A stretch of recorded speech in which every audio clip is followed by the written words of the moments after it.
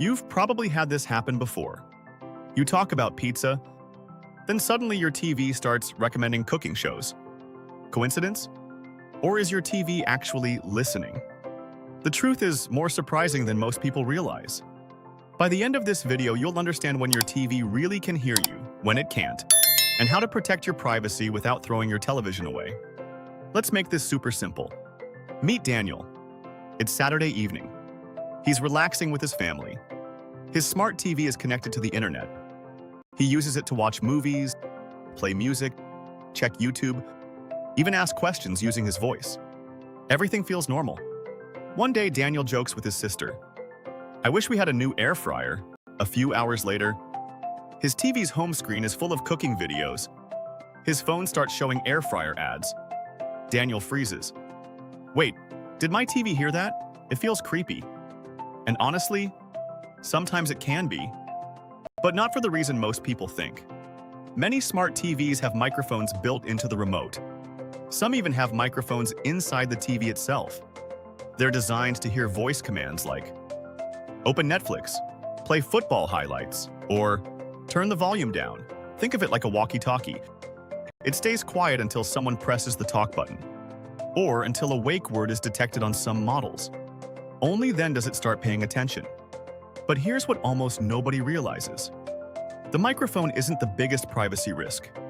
The biggest risk is all the information your TV collects while you're simply watching.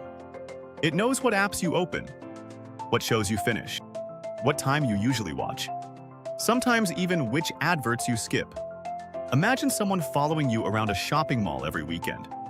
They never steal your wallet. They just quietly write down everything you like. Eventually, they know exactly what to sell you. That's how many smart devices work. This is where everything changed. Daniel checked his TV's settings. He discovered voice control was turned on. Viewing data collection was also enabled. He had accepted everything during setup without reading a single screen. Not because he didn't care, because most people just want to start watching. Here's where the mistake happened. Daniel believed buying a TV only meant buying a screen. But a smart TV is also a computer connected to the internet. And just like your phone, it has privacy settings. Those settings matter. So what should you do? First, check your TV's privacy settings. Turn off voice features if you never use them. Less information collected means more privacy.